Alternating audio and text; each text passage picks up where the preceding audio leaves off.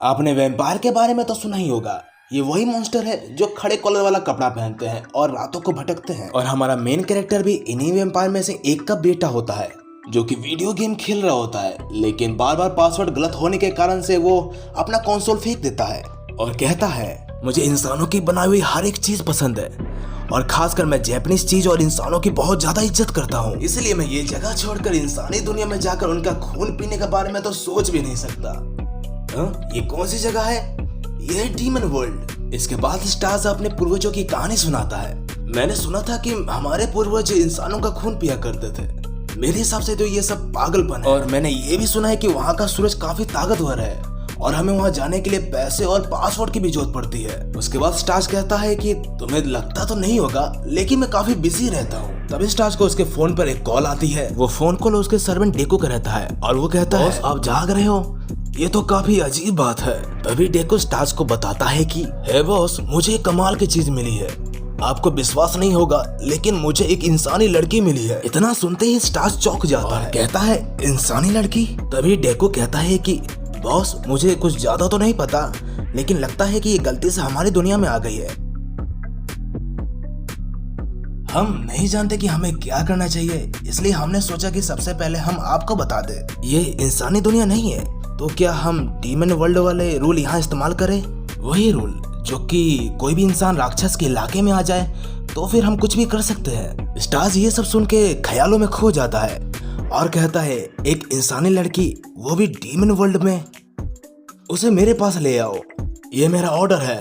और स्टार्स कहता है कि ये एक डीमन वर्ल्ड है, यहाँ भी काफी सारे इलाके हैं, मैं इस पूरे इलाके का बॉस हूँ, लेकिन मैं एक इंसानी लड़की से मिलने वाला हूँ, ये बिल्कुल सपने की तरह है। उसके बाद स्टार्स कहता है कि अगर वो जापानीज हुई तो मैं उसके देश को शुक्रिया कहना चाहूंगा, इतने सारे वीडियो गेम्स बनाने के लिए, और सेलफोन और मांगा ये सब भी, और हाँ, म्यूजिक भी। मुझे उस वक्त की तरह म्यूजिक चलाना चाहिए।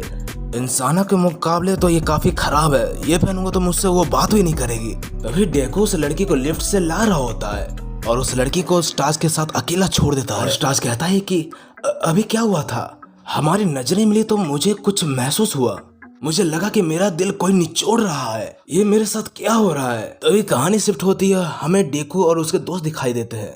तभी वहाँ पर एक शैतान डीमन आ जाता है और कहता है कि यहाँ पर आ जाओ, मेरे पास एक ऐसा पौधा है जो कि सिर्फ डीमन वर्ल्ड में देखने को मिलेगा और आप इन्हें घर ले जाकर पाल भी सकते हैं। तभी डेको उससे पूछता है, तुम यहाँ के तो नहीं लगते, तुम्हें यहाँ ये सब करने की परमिशन किसने दी?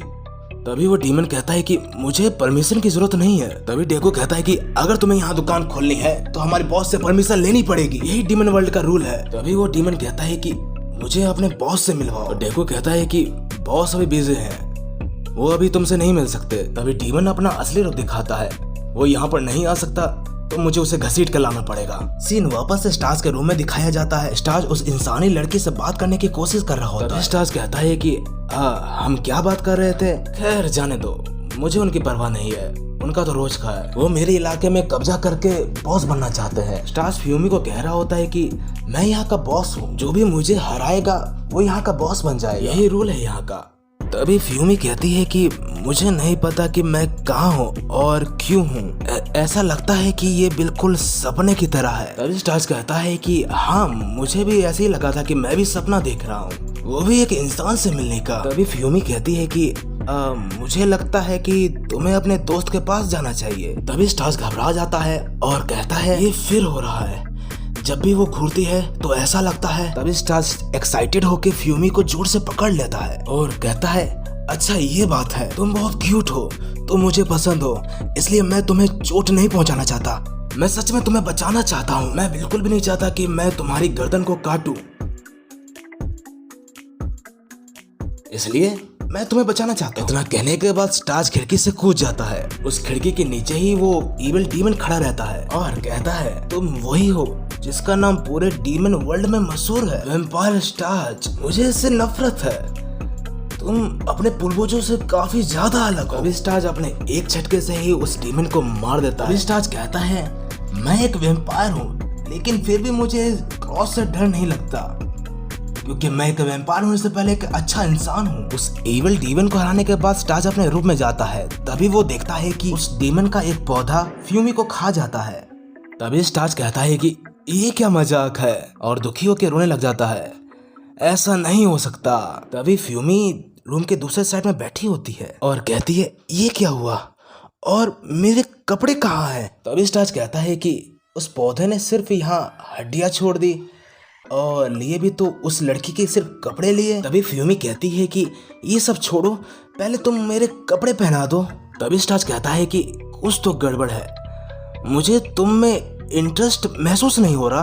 तभी डेको कहता है कि हाँ आपने सही कहा बॉस, मैंने सुना है कि इंसान डीमन वर्ल्ड में आकर भूत नाम की कोई चीज में बदल जाता है और वो खोपड़ी उसका सबूत है। तभी स्टार्च कहता है कि एक भूत, अच्छा तो इसका मतलब मैं दोबारा इंसान रूप में नहीं देख पाऊंगा। नहीं, मैं इतना जल्दी हार नहीं मान सकता। इसकी हड्डी और आत्मा मेरे पास है तो मुझे उसकी कहीं से भी खाल लानी होगी। ठीक है, तो मैं कैसे भी करके इस लड़की को दोबारा जिंदा करूंगा, मैं अपनी खून की कसम खाता हूँ। तभी सीन शिफ्ट होता है और फ्यूमी कहती है मुझे हजम नहीं होता कि मैं मर चुकी हूँ, मैं यहाँ आखिर कैसे आई।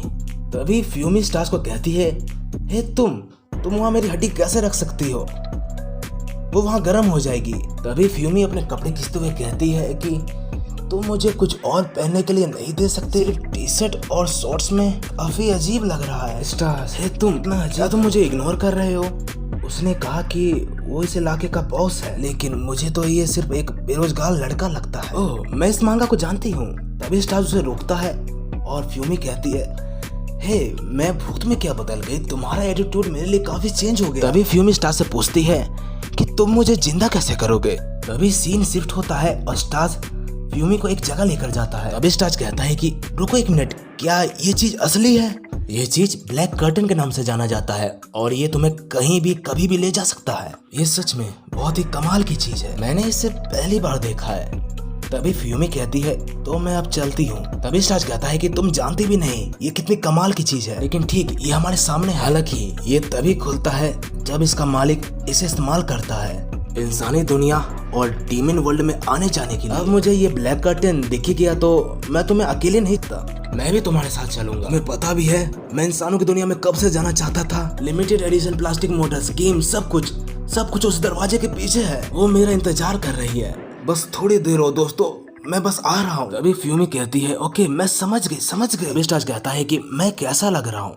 तभी फ्यूमी कहती है कि तुम बिल्कुल ठीक लग रहे हो। सीन फिर कैफे में शिफ्ट होता है और फ्यूमी कहती है कि तुमने बताया नहीं कि हम कैफे जा रहे हैं, तुम मुझे ऐसे कपड़ों में कैफे कैसे ला सकते हो। तुम ऐसे कपड़ों में इंसानी दुनिया में जाने के लिए तो बहुत एक्साइटेड थी, अब तुम्हें इतनी शर्म क्यों आ रही है। हाँ मैं जानता हूँ कि तुम घर जाना चाहती हो, लेकिन अभी तुम इस वक्त वापस गई तो तुम इंसान नहीं होगी, तुम वापस एक भूत के रूप में आ जाओगी। तभी फ्यूमी कहती है इसका क्या मतलब मैं वहाँ पे कपड़े नहीं पहन सकती।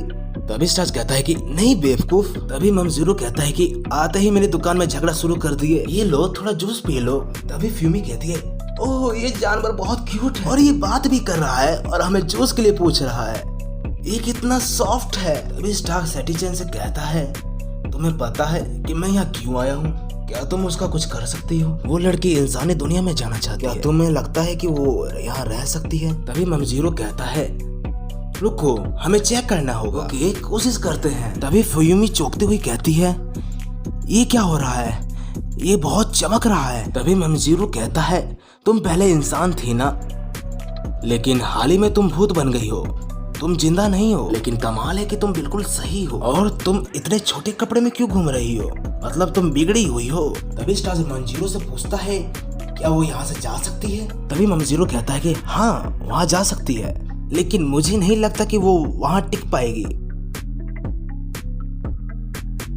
तो क्या तुम उससे इंसानी दुनिया से कुछ मंगवाना चाहते हो। तभी स्टार्च कहता है मैं वहीं जा रहा हूँ। तभी ममजीरो घबरा के बोलती है अगर तुम वहाँ चल जाओगे तो यहाँ का क्या होगा, अगर ये बात कहीं भी बाहर पता चल गई कि बॉस बाहर है तो वो सब हम पर हमला कर देंगे। स्टार्च क्या तुम सुन भी रहे हो। तभी डेकू वहाँ पर आ जाता है। बॉस जरा सुनिए, चलो उन्हें बताओ मैं हूँ योशिडा, एक मिमिक, और मैं आपकी बहुत इज्जत करता हूँ मिस्टर स्टार्च, प्लीज मुझे अपनी गैंग में शामिल कर लीजिए। ठीक है मैं किसी और को बॉस बनाता हूँ। तुम्हारा नाम योशिडा है ना, योशिडा कुन, अच्छा ठीक है। आज से तुम इस इलाके के बॉस हो। इतना कहने के बाद स्टार्च योशिडा को टच करता है और योशिडा का फेस बिल्कुल ही स्टार्च की तरह हो जाता है और योशिडा कहता है मुझे माफ करना बॉस, अगर कोई भी इंसान मुझे छूता है तो मेरी शक्ल उसकी तरह ही हो जाती है। डेको कहता है कि ठीक है, जब तक बॉस यहाँ पर नहीं है तुम बॉस की जगह लोगे। उसके बाद स्टार्च कहता है ठीक है योशिडा, तुम्हारा हमारे ग्रुप में स्वागत है।